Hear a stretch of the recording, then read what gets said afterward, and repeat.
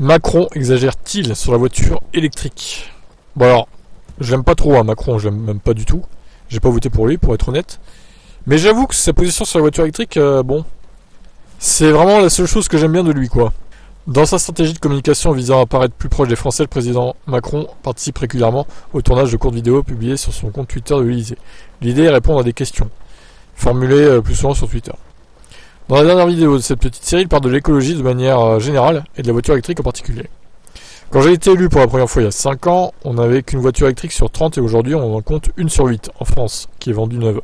Déclare-t-il, laissant entendre que ce progrès est dû aux actions de son gouvernement et aux mesures incitant à acheter les voitures électriques. Or, il s'agit là de l'évolution naturelle du marché automobile européen, avec une offre qui s'est considérablement développée chez les principaux constructeurs au cours des dernières années. On peut donc estimer qu'il essaie de reprendre à son compte l'augmentation des ventes de voitures électriques. Alors, je vais nuancer quand même le propos, parce que là, il tire dessus. Le bonus écologique, quand même, je suis désolé, il fait beaucoup. Moi, il n'y aurait pas eu de bonus écologique, je doute que j'aurais acheté une voiture électrique neuve. Hein. Honnêtement, vu les tarifs, j'aurais pas fait, je pense. C'est vrai que 6 000 €, bon, c'est... Alors, sur le prix d'une voiture électrique type Niro ou Kona, c'est 20%, quoi. Mais c'est déjà pas mal, 20%, c'est seulement à sortir. Même si, évidemment, il faut sortir 80% de sa poche derrière. Mais bon, voilà, c'est toujours mieux que rien. Donc, il n'y aurait pas eu de bonus. Bon, après, les bonus écologiques, il y en a dans tous les pays. Hein. Donc, c'est pas que Macron qui a fait ça.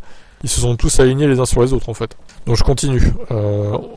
Ah oui, et après il précise qu'il y avait déjà un gros bonus écologique en France depuis la fin des années 2000. Ouais, enfin... Quand la Lyon était à 30 000 €, bon, 150 km NEDC à l'époque. 30 000 € une citadine, une Lyon, une micro-citadine, hein, parce que la Lyon elle est toute petite en plus.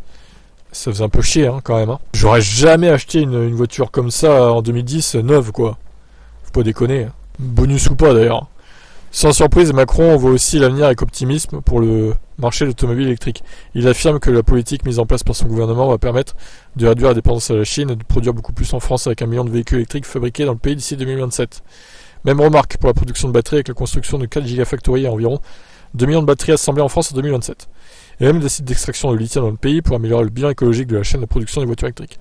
Des annonces en phase avec les prévisions de Renault et de Stellantis sur le nombre de véhicules électriques qu'ils espèrent fabriquer en France d'ici la seconde moitié de la décennie. Même si le patron de Stellantis, Carlos Tavares, estimait il y a quelques jours qu'il est toujours trop cher actuellement de fabriquer des voitures électriques en Europe. Pour ce qui est du lithium, rappelons qu'un grand projet est actuellement en cours dans l'Allier, avec une mine géante qui doit ouvrir en 2027. Bon, ok. De toute façon, Macron en 2027, il n'aura plus le droit de se représenter. Donc je me demande bien ce que ça va donner les élections 2027. Ça va être intéressant, je dirais, mais bon, il y a encore 5 ans à se taper avec Manu. Donc bon courage à tous, du coup. Allez, ciao.